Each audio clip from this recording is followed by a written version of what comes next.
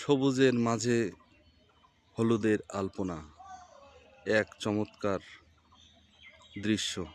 সূর্যমুখী খেতে আমরা এখন কথা বলবো মাকফুর রহমান,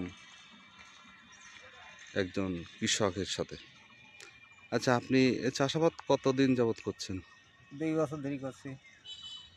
এর ফলাফল কেমন কি? ফলাফল আলহামদুলিল্লাহ খুব ভালো। একটা ফলের থেকে প্রায় 2 থেকে 300 গ্রাম বীজ হয়। 1 কেজি বীজ থেকে হয়তো দেখা যায় 300 গ্রাম কি 350 গ্রাম তেল হয়। এক এটা তো খুব স্বাস্থ্যকর স্বাস্থ্যকর পুষ্টিকর জিনিস। এবং প্রসাধনীতেও ব্যবহার হয়। পোশাক ব্যবহার হয়। আচ্ছা, চাষাবাদে আপনার এই যে চাষাবাদে হ্যাঁ, তার সাথে আমি কৃষি অফিসারের কাছে ভোটার আইডি কার্ডের ছবি-টবি দিয়েছিলাম, তো আমার কিছু দিইনি। না দেওয়ার কারণে আমার একটা কার্ড দিয়েছে বলতে পারিনি। তো আমি বলছিলাম দিইনি। যার কারণে আমি বাজার থেকে বীজ কিনে এনে আমি নিজেই লাগাইছি। আচ্ছা, কেজি প্রতি কত তেল কি পরিমাণ হয় এটা? 3 থেকে 350 গ্রাম 1 কেজিতে? 1 কেজিতে। আচ্ছা, আচ্ছা। মোটামুটি আপনি এটা যদি চাষাবাদ করে মানুষ, এলাকার মানুষ, আপ লাভবান হবে ইনশাল্লাহ। আপনার এই এলাকায় কি আপনি ছাড়া আর কেউ করে? হ্যাঁ, বহুত করি।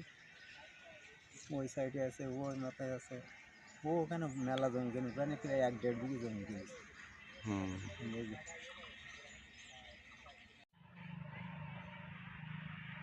চিরসবুজের মাঝে এ যেন এক হলুদের আলপনা। সূর্যমুখী চাষাবাদে আমাদের দেশের মানুষ অনেক আগ্রহী হয়েছে। এখন সূর্যমুখী চাষ অনেক বৃদ্ধি হয়েছে। আমাদের বাংলাদেশে 24 লক্ষ টন ভোজ্য তেলের চাহিদা রয়েছে। এর মধ্যে 3 লক্ষ টন স্থানীয়ভাবে কৃষকরা উৎপাদন করে থাকে।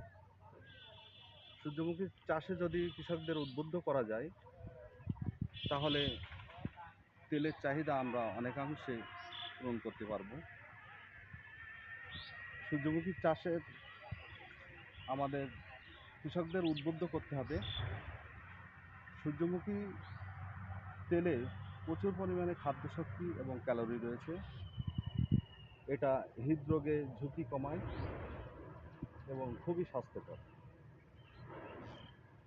এই চাষে আমাদের কৃষকদের উদ্বুদ্ধ করতে হবে, তাহলে একদিকে আমাদের স্বাস্থ্য ঝুঁকি কমে আসবে এবং ভোজ্য তেলের চাহিদা আমরা পূরণ করতে পারব।